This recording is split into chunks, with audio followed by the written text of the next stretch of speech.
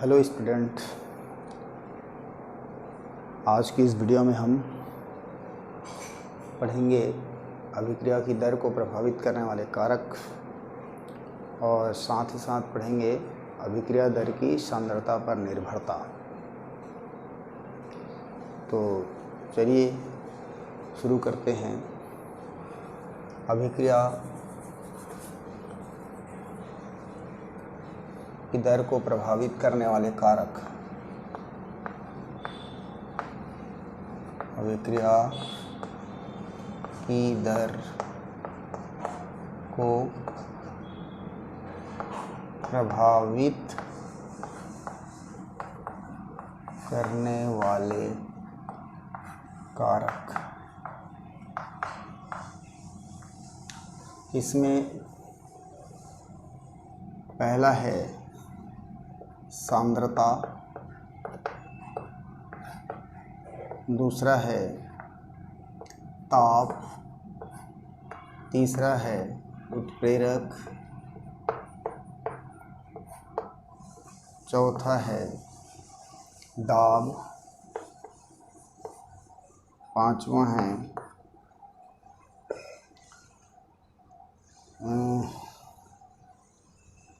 विकिरण की उपस्थिति, छठवां है सतह क्षेत्रफल,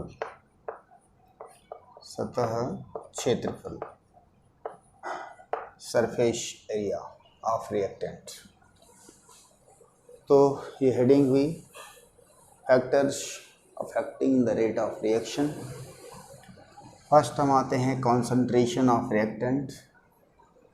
चूँकि हमने पिछले क्लास पढ़ा है एक्टिव मास रूल में या द्रव्यानुपाती क्रिया नियम में कि अभिक्रिया की दर अभिकारक की सांद्रता पर डिपेंड करता है या सांद्रता के समानुपाती होता है या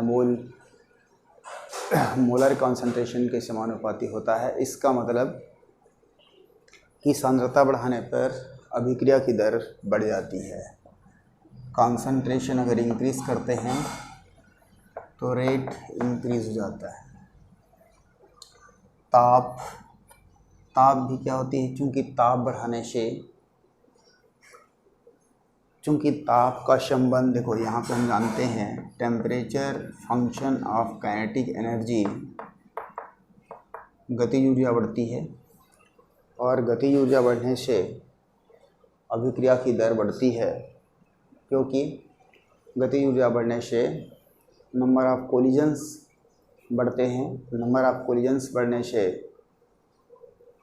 नंबर ऑफ इफेक्टिव कोलिजन्स बढ़ते हैं और चूंकि rate of reaction number of effective collisions पर डिपेंड करता है, so we can say by increasing the temperature the effective collision number of effective collision increases, so the rate of reaction is increases.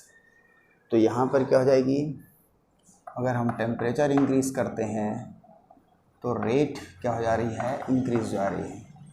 यहाँ पे ध्यान रखिएगा कि यहाँ तक कि 10 डिग्री ताप में वृद्धि करने से अभिक्रिया की दर 2 गुनी से 3 गुनी हो जाती है। इसको हम समझते हैं। मान लो कि टी टेम्परेचर पर किसी अभिक्रिया की दर KT है और टी प्लस 10 डिग्री पर किसी अभिक्रिया की दर KT प्लस 10 लेते हैं। दोनों दरों में ताप का अंतर 10 डिग्री है, तो इन दोनों की अनुपात KT प्लस 10 अपॉन KT को हम कहते हैं तापमान गुणांक, जिसको टाउ से दिखाते हैं और इसकी वैल्यू 2 या फिर 3 हो जाती है। अर्थात हमारे पास इम्पोर्टेंट चीज़ आ रहा है तापमान गुणांक क्या चीज़ है कि 10 डिग्री के अंतराल में निकाले गए दो अभिक्रिया दरों का अनुपात तापमान गुणांक कहलाता है, जिसका मान 2 या 3 आता है, जो इस बात को सूचित करता है कि अभिक्रिया की ताप में 10 डिग्री वृद्धि करने से अभिक्रिया की दर 2 से 3 गुनी हो जाती है। ये एक इम्पॉर्टेंट चीज़ मिलता है अपने को, जो कि परीक्षा में पूछे जाते हैं, इसलिए आप इस पर विशेष ध्यान रखेंगे। अब आते हैं उत्प्रेरक। उत्प्रेरक में हम जानते हैं कि उत्प्रेरक हमेशा रासायनिक अभिक्रिया में भाग नहीं लेती, रासायनिक अभिक्रिया की दर को बढ़ाती अथवा घटाती है। चूँकि बढ़ाने वाले अभिक्रिया की दर को बढ़ाने वाले उत्प्रेरकों की संख्या अधिक है, इसलिए हम कह सकते हैं कि प्रेजेंस ऑफ कैटलिस्ट या उत्प्रेरक की उपस्थिति क्या होती है, दर को बढ़ाती है। अगला है दाब। यहाँ आप ध्यान रखिएगा, यह फैक्टर केवल उन्हीं अभिक्रियाओं पर एप्लीकेबल होता है जिन अभिक्रियाओं में अभिकारक गैसी स्टेट होते हैं, क्योंकि प्रेशर का रिलेशन गैस से होता है। तो अगर किसी अभिक्रिया में रिएक्टेंट अगर गैस होगी तब उस पर प्रेशर का प्रभाव पड़ेगा। जैसे हम यहाँ पर अगर देखें, नाइट्रोजन और हाइड्रोजन से जब हम अमोनिया बनाते हैं, तब उस केस में अगर देखा जाए तो ये भी गैस होती है, ये भी गैस होती है, ये भी गैस होती है, और 1 मोल नाइट्रोजन 3 मोल हाइड्रोजन से क्रिया करके 2 मोल अमोनिया बना रहे हैं। तो इधर टोटल मोल कितने हो गए, 4, इधर टोटल मोल कितने हो गए, 2। अर्थात रिएक्शंस पर अगर इधर चलती है फॉरवर्ड डायरेक्शन पे, तो नंबर ऑफ मोल्स डिक्रीज़ हो रहे हैं, कम हो रहा है। और चूंकि प्रेशर का रिलेशन नंबर ऑफ मोल से है, मीन्स जितना ज़्यादा नंबर ऑफ मोल होगा उतनी ही ज़्यादा प्रेशर होगी। तो इधर का प्रेशर ज़्यादा है, इधर का प्रेशर कम है, मीन्स इस रिएक्शन के होने में प्रेशर में कमी आ रही है। इसलिए ऐसे रिएक्शंस की प्रेशर को अगर इंक्रीज़ करते हैं तो ली चटरियल प्रिंसिपल के अकॉर्डिंग हमारा जो rate of formation of ammonia है वो बढ़ जाएगा, और इस तरह से हम कह सकते हैं कि दाब बढ़ाने पर इस अभिक्रिया की रेट बढ़ जाती है। अब है विकिरण की उपस्थिति। तो विकिरण की उपस्थिति में आप जानते हैं कि जो रिएक्शंस होते हैं, केमिकल रिएक्शन 2 तरह से हुआ करता है। एक होता है थर्मल, या इसका दूसरा नाम डार्क है, और एक होता है फोटोकेमिकल रिएक्शन। फोटोकेमिकल रिएक्शन या प्रकाश संश्लेषण अभिक्रिया। तब यहाँ पर इसके नाम से स्पष्ट है, it takes place in absence of light, means dark, अंधेरे में भी हो जाती है। थर्मल मीन्स ताप से चलने वाली अभिक्रिया है, जबकि अभिक्रिया फोटोकेमिकल रिएक्शन ताप की उपस्थिति में होता है। तब यहाँ आप याद रखिएगा कि जो थर्मल रिएक्शंस होते हैं उनका विकिरण से कोई लेना देना नहीं है, लेकिन जो फोटोकेमिकल रिएक्शन होते हैं वो बिना विकिरण के होते नहीं हैं। इसलिए हम कह सकते हैं कि विकिरण की उपस्थिति फोटोकेमिकल रिएक्शंस की रेट को इंक्रीज़ करती है। प्रकाश संश्लेषण की अभिक्रिया इसका उदाहरण है। प्रकाश संश्लेषण की अभिक्रिया बिना प्रकाश की उपस्थिति में होता नहीं है। एक और एग्जाम्पल ले सकते हैं हम, हाइड्रोजन और क्लोरीन के द्वारा जो हाइड्रोक्लोरिक एसिड का बनना है वह भी एक फोटोकेमिकल रिएक्शन है। ये दोनों आपस में बहुत स्लो रिएक्शन करते हैं। इस रिएक्शन को कंप्लीट होने में काफ़ी समय लगता है, परंतु इन गैसों से भरे हुए पात्र को अगर कुछ सेकंड के लिए भी अगर प्रकाश या फोटोन दे दी जाए तो रिएक्शन तुरंत कंप्लीट हो जाता है, जो शो करता है कि विकिरण कितना प्रभावशाली होता है ऐसे अभिक्रियाओं की रेट के लिए। तो ये हो गई हमारा विकिरण की प्रभाव। अब हम देखेंगे लास्ट इसका सतह का क्षेत्रफल। जैसा कि आप लोग जानते हैं, हम अपनी दैनिक जीवन में जब बचपन में थे, किसी चीज़ को मम्मी अगर घुलने के लिए बोलती थी तो अगर वो ढेले के रूप में रहता था तो उसको जब डालते थे तो वो उस घुलने में टाइम लेता था, लेकिन अगर उसी को कूट करके या छोटे छोटे टुकड़ों में तोड़ करके अगर डालते थे तब वो जल्दी घुल जाता था।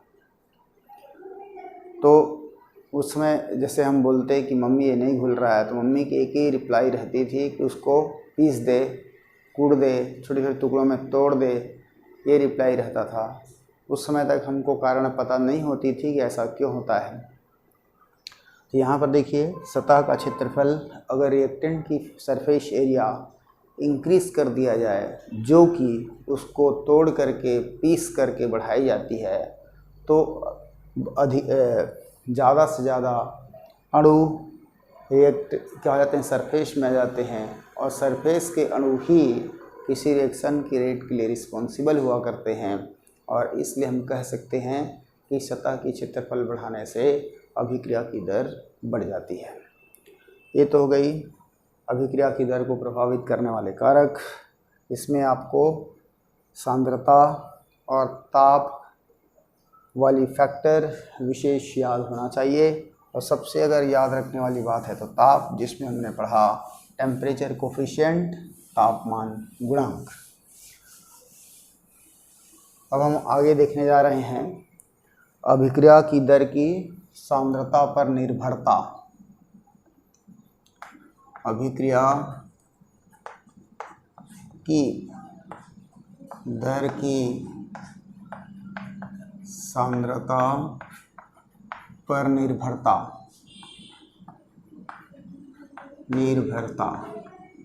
Temperature concentration dependency of rate of reaction, concentration dependency of rate of reaction.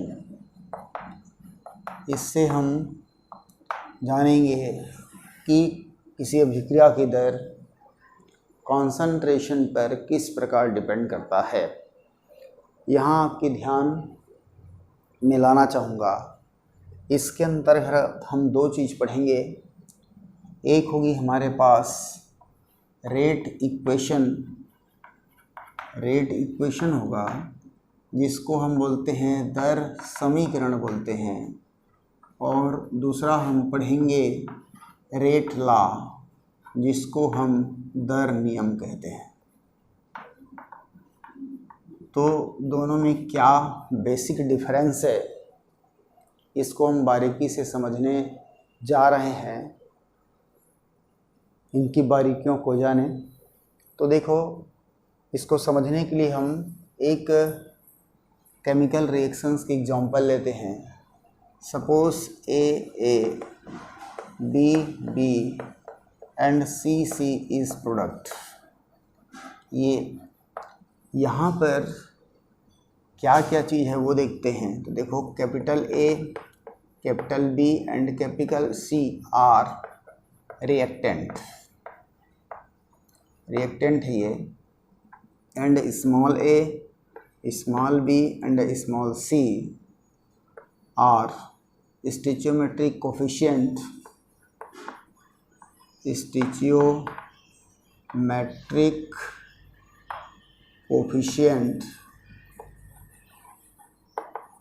Coefficient of reactant A, B, C respectively. ये ध्यान दीजिएगा, मतलब small a, small b, small c क्रमशः अभिकारक ए बी सी के स्टोइचोमेट्रिक कोफिशिएंट हैं या कोफिशिएंट है बोल सकते हैं, रस समीकरणीय गुणांक। तब हमने 11th क्लास में पढ़ा था कि जो किसी अभिक्रिया की दर है वह अभिकारक के मोलर कॉन्सेंट्रेशन के समानुपाती होता है। तो ज़रा देखो, हम अगर इसके लिए दर समीकरण लिखें, दर समीकरण, तब यहाँ पर दर लिखिए, इसका अभिक्रिया की दर लिखें तो दर क्या कहता है, यहाँ लिखता हूँ मैं, according to law of mass action, द्रव्य अनुपाती क्रिया नियम। दर समानुपाती होता है concentration of A to the power A into concentration of B to the power B and concentration of C to the power C. ध्यान दीजिएगा कि लॉ ऑफ मास एक्शन के अकॉर्डिंग हम कहते हैं, या वो कहता है कि किसी अभिक्रिया की दर अभिकारक की सांद्रता के समानुपाती होता है, साथ ही साथ उस पर जो स्टोइचोमेट्रिक कोफिशिएंट है उसकी पावर बढ़ने पर बढ़ती है, पावर बढ़ने पर बढ़ती है। मतलब स्टोइचोमेट्रिक क्या है, ये कोफिशिएंट जो कि यहाँ पर इंडिसेस या पावर के रूप में आ रहा है, इसकी वैल्यू बढ़ने के साथ भी ये बढ़ जाता है, कॉन्सेंट्रेशन बढ़ने के साथ बढ़ जाता है। चूँकि कोफिशिएंट का अभी क्या है, कॉन्सेंट्रेशन से ही रिलेशन है, इसलिए हम कह सकते हैं कि कॉन्सेंट्रेशन इंक्रीज करने से इंक्रीज हो जाता है। ज़रा देखो, ए क्या है, total concentration of reactant A को शो कर रहा है। बी क्या है, total concentration of reactant B को एक्सप्रेस कर रहा है। And small C express the total concentration of reactant सी।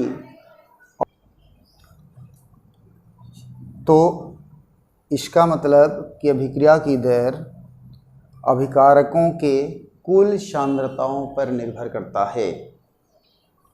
और यदि हम इसको अगर बराबर चिन्ह डालें तो यहाँ के डालेंगे, ए बी बी एंड सी हो जाएगा।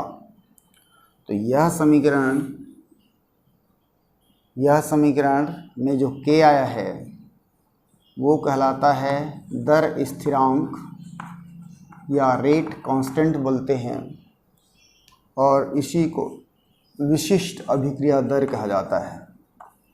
विशिष्ट अभिक्रिया दर या स्पेसिफिक रेट कांस्टेंट ये हो जाता है। अब हम स्पेसिफिक रेट कांस्टेंट को डिफाइन करना जा रहे हैं।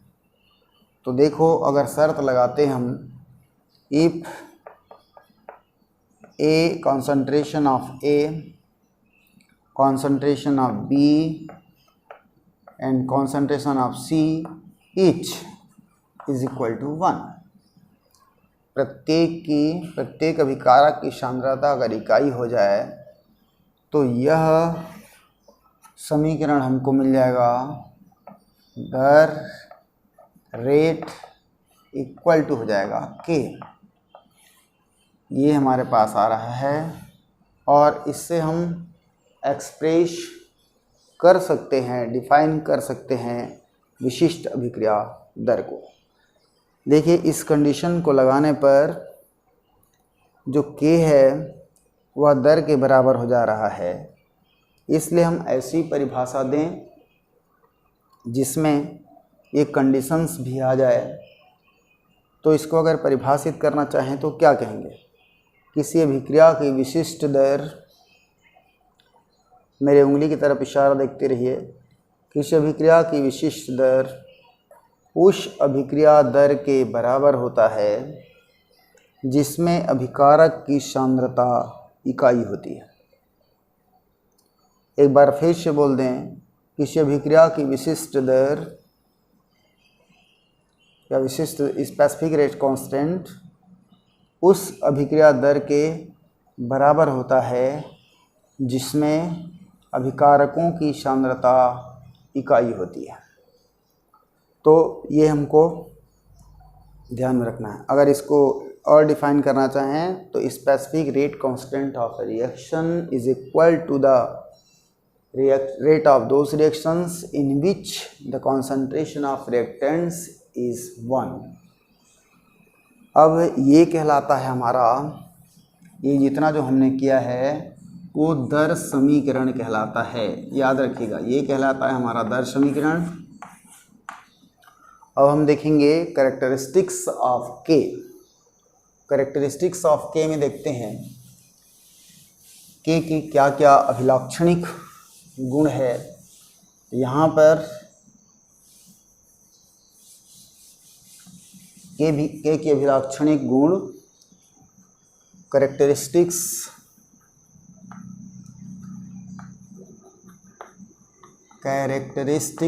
ऑफ के, यहाँ याद रखिएगा। नंबर फर्स्ट, अभी हमने देखा था कि जो रेट थी प्रोपोर्शनल टू क्या इक्वल टू के आया था, ए बी एंड सी आया था।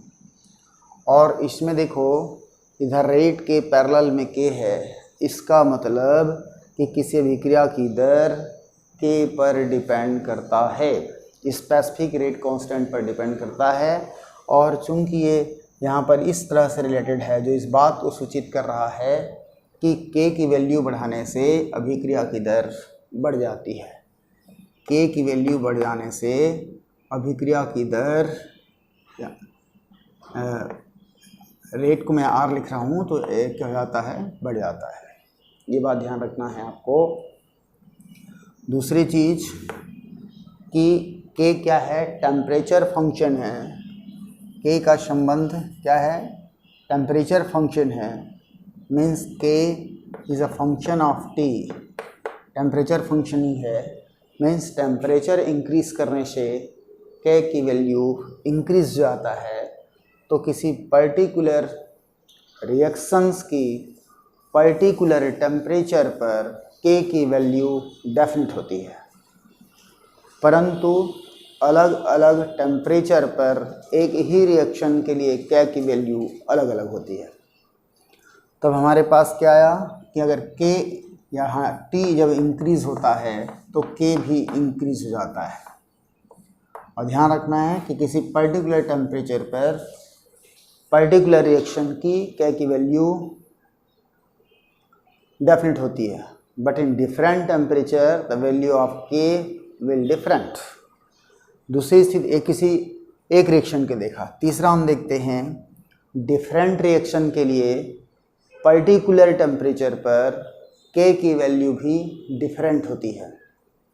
पर्टिकुलर टेम्परेचर पर मान लो हमारे पास तीन अभिक्रियाएं हैं ए बी सी, तीनों सेम टेम्परेचर पर अगर चल रहे हैं तो तीनों ही रिएक्शंस के लिए के की वैल्यू अलग अलग होगा। ये हो गई हमारा के से रिलेटेड बातें। और उसके बाद अब हम चलते हैं एक दूसरे बात की ओर, जो कि हमारा रेट लॉ है। रेट लॉ ज़रा ध्यान से समझिएगा आप। हमने अभी जो पढ़ा क्या चीज़, रेट इक्वेशन। यहाँ आपको बता दूँ ये टोटल आपका थ्योरेटिकल है। टोटल ये थ्योरेटिकल है जो कहता है कि किसी अभिक्रिया की दर अभिकारक की कुल सांद्रता पर निर्भर करती है। अभी हमने कुछ देर पहले देखा है इसको। जितने कंसंट्रेशन होगा उस टोटल कंसंट्रेशन पर डिपेंड करती है। अगर मान लो हम देखते हैं, मान लो हमारे पास रिएक्शन है 2A इज इक्वल टू अगर B है तो इस रिएक्शन की जो रेट होगी वो डिपेंड करेगा ये इस तरह से, क्योंकि इसकी टोटल कंसंट्रेशन क्या है 2 मोल है तो 2 मोल पर डिपेंड करता है। तो यहाँ दो चीज़ याद रखिएगा, ये थ्योरेटिकल है और जब किसी अभिक्रिया की दर का जब अध्ययन किया गया तो ये पाया गया कि अभिक्रिया की जो दर है वो उसकी कुल कंसंट्रेशन पर डिपेंड नहीं करता, दूसरे शब्दों में स्टिचियोमेट्रिक कोफिशिएंट पर डिपेंड नहीं करता, बल्कि इनके हट के कुछ दूसरे चीज़ पर डिपेंड करता है। तो उस चीज़ को हम देखने जा रहे हैं। मान लो यहाँ पर हमारे पास फिर से उसी रिएक्शन को एग्जाम्पल के रूप में लेते हैं। ये क्या थी? प्रोडक्ट। तब हम यहाँ पर इसके लिए हमने क्या लिखा था? रेट इक्वेशन लिखा था हमने। R proportional to A to the power A लिखा था, B to the power B लिखा था, C to the power C लिखा था। बट जब इसको एक्सपेरिमेंट किया गया तब इसकी रेट एक्चुअल में पाया गया R proportional to A to the power L, B to the power M and C to the power N। यहाँ देखना है आपको, जब एक्सपेरिमेंट किया गया, एक्सपेरिमेंटली प्रूफ, एक्सपेरिमेंटली है ये, तो एक्सपेरिमेंटल रिजल्ट है ये। एक्सपेरिमेंटल रिजल्ट कहता है डाटा के बेस पर कि इसकी जो दर है वो अभिकारक की स्टोइचियोमेट्रिक कोफिशिएंट मीन्स A पर डिपेंड नहीं करती, बल्कि वह L पर डिपेंड करता है, B पर डिपेंड नहीं करती बल्कि M पर डिपेंड करता है, और C पर डिपेंड नहीं करती जबकि N पर डिपेंड करता है। और यहाँ आपको बता दूँ मैं कि L, M and N equal हो भी सकता है और इक्वल नहीं भी हो सकती A, B, C के। मतलब L इक्वल भी हो सकता है A का, M, B का, N, C का इक्वल हो भी सकता है और नहीं भी हो सकता है। उसी चीज़ को हम देखने जा रहे हैं। तो यहाँ पर आखिर है क्या चीज़? तो ये एक्चुअल में क्या दिखा रहा है? देखो, ये हमारा कुल कंसंट्रेशन था रिएक्टेंट A का, जबकि L, स्मॉल l उस कंसंट्रेशन को एक्सप्रेस कर रहा है जो अभिक्रिया की दर में अपना कंट्रीब्यूशन दे रहा है। मतलब अभिकारक A की केवल L कंसंट्रेशन ही डिपेंड करता है अभिक्रिया की दर में। उसी तरह से B की फुल टोटल सांद्रता B दिखा रहा था, स्मॉल b, और यहाँ पर B में से वह कंसंट्रेशन है जो कि अभिक्रिया की दर पर कंट्रीब्यूट कर रहा है। यहाँ पर क्या थी? टोटल कंसंट्रेशन ऑफ C था, जबकि इस टोटल कंसंट्रेशन C में से n पार्ट ही इस दर पर क्या कर रहा है? वो कंट्रीब्यूट कर रहा है। तो यहाँ पर देख लो कि ये इसका मेजर पार्ट होगा, बड़े बड़े वैल्यू होंगे, जबकि ये इसकी क्या होगा? हमेशा छोटा होगा। A, B, C always greater than होंगे L, M, N से। इसका मतलब क्या हुई कि ये जो दिखा रहा है ये total concentration of reactant related rate है। रिएक्टेंट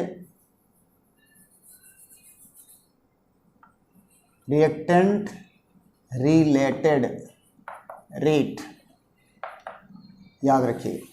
जबकि यहाँ पर ये जो आ रहा है वह actual concentration of reactant related rate है। ध्यान देना दोनों में। तो और ये कहलाती है हमारा रेट लॉ, ये कहलाता है हमारा रेट लॉ। तो रेट लॉ का रिलेशन एक्चुअल कॉन्संट्रेशन रिलेटेड है, जो उसकी रेट को कंट्रीब्यूट करता है, या उसका एक्चुअल रेट या रेट क्या होती है, इन्हीं एक्चुअल कॉन्संट्रेशन पर डिपेंड करता है। तो 60 शब्दों में कहते हैं कि जो हमारा दर समीकरण था वह, उसमें जो अभिक्रिया की दर थी वह अभिकारकों की कुल सांद्रताओं पर डिपेंड करता था, जबकि दर नियम में अभिक्रिया की जो दर है वह उनकी अभिकारकों की कुल सांद्रता पर डिपेंड नहीं करता, बल्कि एक्चुअल कंसंट्रेशन पर डिपेंड, उसी कंसंट्रेशन को लिखा गया है जिस पर इसकी दर डिपेंड करता है। और ये कहाँ से प्राप्त हुई? अपने को एक्सपेरिमेंट करने से प्राप्त हुई। मतलब ये एक्सपेरिमेंटल डेटा है, हम अपने मन से नहीं लिखे हैं। जबकि ये क्या थी? हमारा थ्योरेटिकल डेटा है, हमने मॉस सेक्शन के अकॉर्डिंग उसको लिखा है। मीन्स वो थ्योरेटिकल बेस्ड है, सैद्धांतिक है वो। और ये क्या है? प्रैक्टिकल है। अब जैसे देखो आप, मान लो हम यहाँ पर एक रिएक्शन लेते हैं, वो है NO2 प्लस F2 की बात करें तो ये N2F NO2F प्राप्त होता है। इसको अगर हम ऐसा कर दें तो ये हमको प्राप्त होता है। इससे हम बातें समझ जाएंगे। तो इसमें अगर हम इसका रेट लिखें, रेट इक्वेशन के करिस्पॉन्ड एंड रेट लॉ के करिस्पॉन्ड, यहाँ लिखते हैं rate with respect to rate equation, तब इसका रेट होता है R is equal to K, और ये हुआ करता है NO2 टू दी पावर 2, और ये हो जाता है F2।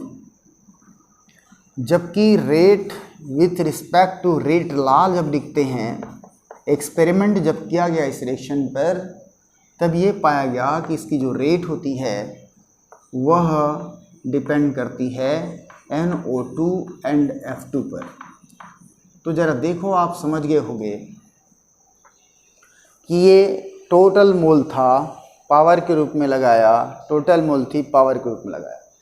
और रेट लॉ में जब एक्सपेरिमेंट किया गया तब ये पाया गया कि इसकी जो रेट होती है वो NO2 की कॉन्सेंट्रेशन पर डिपेंड करता है और F2 की, पर दोनों में क्या अंतर है आप देख रहे हैं। यहाँ पर पावर है, यहाँ पर 1 है। इसका मतलब ये इसकी टोटल कॉन्सेंट्रेशन से रिलेटेड रेट है, और ये उसकी एक्चुअल कॉन्सेंट्रेशन है विच टेक पार्ट या which contribute in the rate of that reaction. अब यहाँ हम देखते हैं कि ऐसा क्यों होता है। ऐसा क्यों होता है इसको हम समझने की प्रयास करते हैं। तो मैं आपको बता दूं कि जितने केमिकल रिएक्शंस हैं वो दो तरह से होते हैं। एक सिंपल हुआ करता है और एक कॉम्प्लिकेटेड या जटिल अभिक्रियाएं हुआ करते हैं। एक सिंपल और एक जटिल अभिक्रिया हुआ करता है। मतलब केमिकल रिएक्शन दो तरह से होते हैं। एक होता है सिंपल और एक होता है कॉम्प्लेक्स या जटिल। मतलब ये हो जाएगा सरल, ये हो जाएगा जटिल। यहाँ सरल उसको बोलते हैं जो एक ही स्टेप में पूरा हो जाता है, complete in single step, complete in single step, जो एक ही स्टेप में पूरा हो जाता है। और ये हो जाएगी it takes multiple steps for completion complete होने के लिए बहुत सारे स्टेप लेता है। तो सरल शब्द में याद रखो, जो भी क्रियाएं एक स्टेप में होती हैं वो सिंपल रिएक्शन कहलाता है, और जो मल्टीपल स्टेप पे होते हैं वो जटिल अभिक्रिया। तो यहाँ आपको बता दूं कि जो भी क्रियाएं सिंपल होती हैं उनके लिए rate law and rate equation दोनों सिमिलर, एक जैसे हुआ करते हैं, और जो मल्टीपल स्टेप्स होते हैं उनके रिएक्शंस क्या होते हैं, अलग होते हैं। ज़रा हम इसको समझते हैं इस एग्जाम्पल से। इस एग्जाम्पल में क्या होता है देखो। सर्वप्रथम यहाँ पर NO2 और NO2F से रिएक्शन करता है और ये बनाता है NO2F और बनाता है F ये हमारा फर्स्ट स्टेप है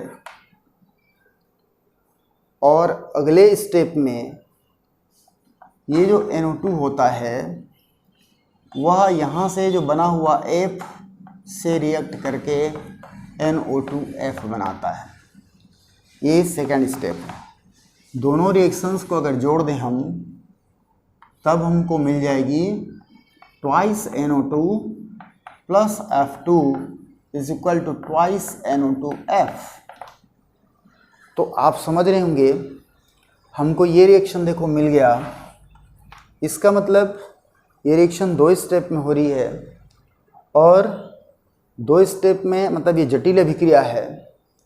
तो ज़रा देखिए इस रिएक्शन में जो फर्स्ट स्टेप है उस स्टेप से बना हुआ F सेकेंड स्टेप में NO2 से रिएक्ट करके प्रोडक्ट दे रहा है। इसका मतलब कि अगर ये अभिक्रिया नहीं होती तो यह भी अभिक्रिया या यह भी स्टेप नहीं होता। तो कुल मिला के इस रिएक्शंस की जो एक्चुअल रेट है वह किस पर डिपेंड कर रही है? The formation of atomic F पर डिपेंड कर रहा है। और फॉर्मेशन ऑफ एटॉमिक जो फ्लोरीन है वो फर्स्ट स्टेप में बन रही है। मतलब सरल शब्दों में कह सकते हैं कि इस अभिक्रिया की जो कुल रेट है वह प्रथम स्टेप में बने हुए एटॉमिक फ्लोरीन पर डिपेंड कर रहा है। अगर एटॉमिक फ्लोरीन नहीं बनती तो सेकेंड स्टेप नहीं होता और सेकेंड स्टेप नहीं होती तो रिएक्शन कंप्लीट नहीं होता। तो इसका मतलब क्या हुआ कि यही हमारा क्या होता है? दर निर्धारक पद होता है। याद रखना इस रिएक्शन की रेट को गति देने वाला या डिसाइड कराने वाला स्टेप क्या है? फर्स्ट है। और फर्स्ट स्टेप क्या कहलाएगा? दर निर्धारक पद। और ये हमेशा स्लो हुआ करता है। तो अब यहाँ पर देखेंगे अगर ये रिएक्शन इससे देखो दर रिएक्शन की बात करें तो यहाँ पर यदि रेट की बात करें हमने देखा कि इस total reactions overall rate of this reactions is depends on the step first. और स्टेप फर्स्ट में देखिए आप क्या हो रहा है? स्टेप फर्स्ट रेट चूंकि यहाँ पर 1 मोल है NO2 इसलिए NO2 हो जाएगा एंड क्या हो जाएगी? F2। देखिए यहाँ से हमको मिल गया यहाँ से मिल गया हमको रेट लॉ। तो रेट लॉ आखिर किस पर डिपेंड किया कि रेट डिटरमाइनिंग स्टेप्स पर जो भाग लेने वाले अभिकारक हैं उनकी सांद्रता पर डिपेंड करता है। चूंकि इस ओवरऑल रिएक्शंस की NO2 की कॉन्सेंट्रेशन 2 मोल शो कर रहा है, फ्लोरीन की कॉन्सेंट्रेशन 1 मोल शो कर रहा है, but in rate determining steps 1 mole of NO2 and 1 mole of F2 combine together to form this and which forward the completion of reaction। अब उसके यह भी support the completion of reaction. तो ये हो गई हमारा रेट, क्या हो गई? Rate law. चलिए एक और एग्जांपल से हम समझते हैं इसको कि यहाँ पर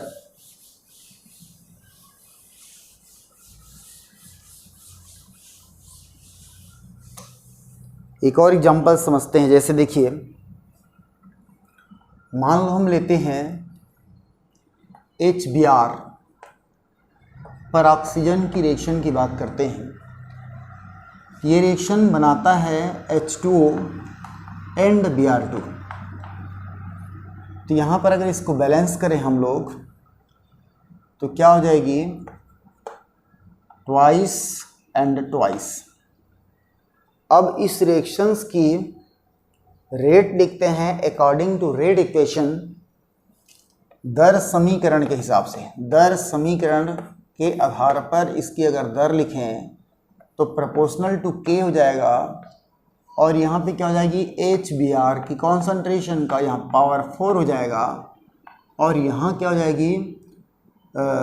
कॉन्सेंट्रेशन ऑफ O 1 मोल है यहाँ पे 4 वाले इसलिए पावर के रूप में ये आ गया हमारे पास।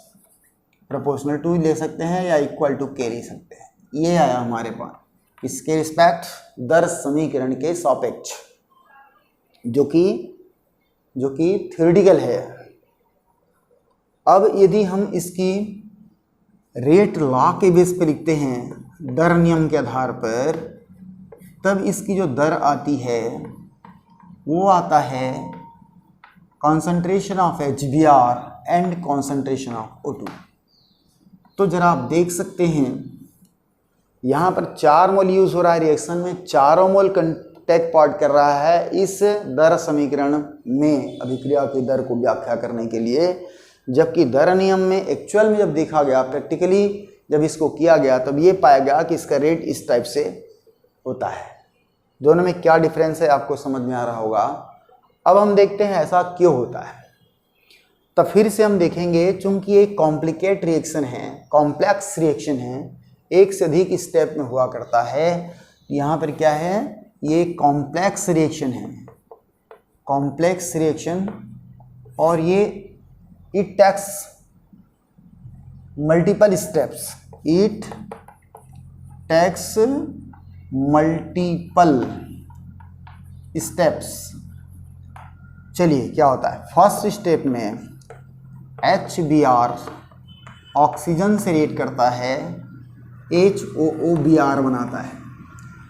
अगले स्टेप में फर्स्ट स्टेप से बना हुआ HOOBr HBr से रिएक्शन करता है, HOBr बनाता है। बैलेंस करेंगे तो ये मिलेगा। In third step, second step में बना हुआ HOBr फिर से HBr से रिएक्शन करता है और ये बनाता है H2 एंड Br2। रिएक्शन को बैलेंस करते हैं, ये ऑलरेडी बैलेंस है। अब इसको देखो, तीनों रिएक्शन को अगर देखें तो हमारे हमको मिलेगा नेट रिएक्शन। तो यहाँ पर देखिए, इससे ये कैंसिल हो रहा है, इससे इसको कैंसिल करने के लिए हमको 2 से इंटू करना पड़ेगा, ये और ये कैंसिल हो जाएगा। रिएक्शंस को अगर जोड़ दें, देखो 1 2 and 2 means 4 HBr plus O2 is equal to क्या आ गया हमारे पास, twice H2O plus twice Br2। देखिए ये अपने को मिल गया, ये रिएक्शन मिल गया, जो स्पष्ट कर रहा है कि रिएक्शन 3 स्टेप में होती है। अब इस रिएक्शन को अगर स्टडी करें हम, तो फर्स्ट स्टेप में बना हुआ प्रोडक्ट ही सेकंड स्टेप पर पार्टिसिपेट कर रहा है, मीन्स रिएक्टेंट का काम कर रहा है। तो जब तक फर्स्ट स्टेप से में ये नहीं बनेगा, आगे की रिएक्शंस की कल्पना नहीं की जा सकती।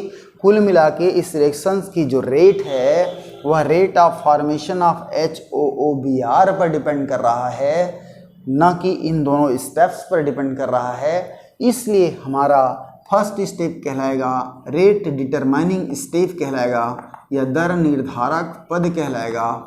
और दर निर्धारक पद में अगर देखें हम, तो यहाँ पे क्या हो रही है, ये एक एक मोल भाग ले रहा है, इसलिए इसकी रेट हो जाएगी equal to K HBr and O2, जो कि ये मिल रहा है। तो ये हो गया हमारा दर नियम से। अब हमको समझ में आ गया कि जो दर समीकरण है और दर नियम है वह सिंपल अभिक्रियाओं के लिए तो सेम होगा, बट कॉम्प्लेक्स रिएक्शन के लिए दोनों में डिफरेंस आएगा। कॉम्प्लेक्स रिएक्शन के लिए जो रेट डिटरमाइनिंग स्टेप होते हैं उसमें जो पार्टिसिपेट होने वाले रिएक्टेंट्स की कॉन्सेंट्रेशन पर डिपेंड करता है, ये है हमारा दर नियम। अब हम कुछ रिएक्शन या कुछ एग्जाम्पल के रूप में अगर समझें,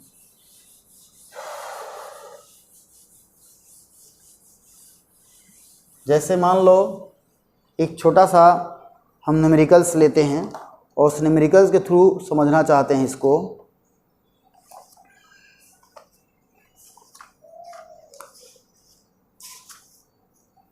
जैसे देखिए बोलता है कि हमारे पास एक रिएक्शन है जिसका रेट A + B, मैं यहाँ बुक से ले रहा हूँ आपको समझने के लिए, कि मान लो A + B is equal to product है, और बोलता है कि इसकी जो रेट है वो है, rate is expressed as K A B², ये इस रूप में इसकी रेट एक्सप्रेस्ड है। और बोलता है यहाँ पे कि if reaction vessels reactions vessels की वॉल्यूम को क्या कर देते हैं हम लोग, वॉल्यूम को 1/3 कर देते हैं। तो 1/3 करने से नया रेट क्या होगा, न्यू रेट क्या हो जाएगी, ये फाइंड आउट करना है। क्या बोल रहा है कि A प्लस बी एक रिएक्शन है जिसका रेट ये दिया हुआ है। ये बोलता है कि अगर रिएक्शन चैम्बर या रिएक्शन कंटेनर के वॉल्यूम को 1/3 कर दिया जाए तब उसकी न्यू रेट क्या हो जाएगी। तब आप जानते हो कि कॉन्सेंट्रेशन एंड वॉल्यूम एक दूसरे के रेसिप्रोकल होते हैं। तो चूंकि वॉल्यूम को 1/3 किया जा रहा है तो निश्चित रूप से क्या हो जाएगी, कॉन्सेंट्रेशन 3 टाइम्स हो जाएगा, 3 गुना हो जाएगा। और 3 गुना होने की वजह से इसका दर क्या हो जाएगा, इक्वल टू हो जाएगी K। यहाँ हम A के प्लेस पर 3A लिखेंगे, B के प्लेस पर 3B लिखेंगे, ऐसा हो जाएगा। जब हम इसको सॉल्व करेंगे देखो तो क्या हो जाएगी 27K और ये हो जाएगा A एंड B²। ये हमारा न्यू रेट होगा, न्यू रेट होगा जब हम वॉल्यूम को 1/3 करते हैं रिएक्शन वेसल का। ये हो गई हमारा पहला रिएक्शन। ये प्रतियोगी परीक्षाओं में ऐसे छोटे छोटे क्वेश्चन पूछते हैं जिसको आपको ध्यान में रखना है। अगर कॉन्सेंट्रेशन डबल करेंगे तो डायरेक्ट अप्लाई कर देंगे, अगर वॉल्यूम में चेंजेस लाया जा रहा है तो उस कॉन्सेंट्रेशन टर्म में चेंज करके उस रेट लॉ में हम रखेंगे। एक दूसरा क्वेश्चन है, यहाँ बोलता है मान लो हमारे पास एक रिएक्शन है, ये भी एक इम्पॉर्टेंट टाइप क्वेश्चन है आपका। ये बोलता है NO2 और CO ये दोनों जब आपस में रिएक्शन करते हैं कि ये NO बनाता है और CO2 बनाता है, और इस रिएक्शन की जो रेट है, इस रिएक्शन की जो रेट दिखा रहा है वो है KNO2² दिखा रहा है। अब हमको बोल रहा है कि इस रिएक्शन की प्रपोज्ड मैकेनिज्म बताइए, मतलब अपने को बताना है क्रियाविधि, इस रिएक्शन की क्रियाविधि बताना है अपने को, क्रियाविधि बताना है। माने आप याद करो, क्रियाविधि बताने के लिए चूंकि इस रिएक्शन का जो रेट है वो NO2 के पावर पर डिपेंड कर रहा है। थोड़ा ध्यान दीजिएगा, NO2 के पावर पर डिपेंड कर रहा है। और अभी हमने देखा, हमको पता नहीं कि ये सिंपल रिएक्शन है कि कॉम्प्लेक्स रिएक्शन है, तो हमको तो यही मान के चलना पड़ेगा चूंकि इस पर डिपेंड नहीं कर रहा है, इसका मतलब ये कॉम्प्लेक्स रिएक्शन है। और रेट डिटरमाइनिंग स्टेप में ओनली कौन टेक पार्ट कर रहा है, NO2 कर रहा है। इसलिए यहाँ क्या हो जाएगा, देखो NO2 प्लस NO2 हो जाएगा, और इसको जब रिएक्शन कराएंगे तो NO बन जाएगा और क्या बन जाएगी, NO3 बन जाएगा, NO बन जाएगा और NO3 बन जाएगा। और ये जो फर्स्ट स्टेप, ये फर्स्ट स्टेप हो गया। सेकेंड स्टेप में क्या होगा, फर्स्ट स्टेप से बना हुआ NO3 CO से रिएक्शन करेगा और क्या बनाएगा, वो CO2 बनाएगा और बनाएगा NO2। अब इस रिएक्शन को अगर जोड़ें हम, तब देखिए क्या होता है, इससे ये कैंसिल हो जाएगा और इससे ये कैंसिल हो जाएगा। तब हमारे पास क्या है, जोड़ें तो NO2 plus CO is equal to क्या हो जाएगी, NO प्लस CO। ये हमारा रिएक्शन आ गया जो कि हमको दिया हुआ है। तो ये तो हुआ हमारा दर निर्धारक पद, दर निर्धारक पद। और दर निर्धारक पद में देखो कितने अणु भाग ले रहे हैं, 2 अणु भाग ले रहे हैं। इसलिए इस रेट के आधार पर हम इसकी क्रियाविधि, प्रपोज्ड क्रियाविधि लिख सकते हैं। तो लिखने के लिए मैं क्या बताया, ये दर को देखो आप, यहाँ दिखा रहा है, मतलब NO2 पर डिपेंड कर रहा है, CO पर नहीं कर रहा है। इस रेट डिटरमाइनिंग स्टेप में केवल और केवल NO2 भाग ले रहा है, इसलिए हमने NO2 और NO2 से रिएक्शन करा के ये बनाया। और यहाँ चूंकि फाइनल प्रोडक्ट के रूप में है तो सेकेंड वाला जो पार्ट है वो क्या करेगा, CO से रिएक्ट करेगा, CO से रिएक्ट करके CO2, चूंकि CO2 बना रहा है, N2 बाहर हो जाएगा। ये तो हो गई कुछ इसके न्यूमेरिकल्स। तो चलिए आज के वीडियो में इतना ही, फिर मिलते हैं अगले वीडियो में molecularity and order of reaction के साथ।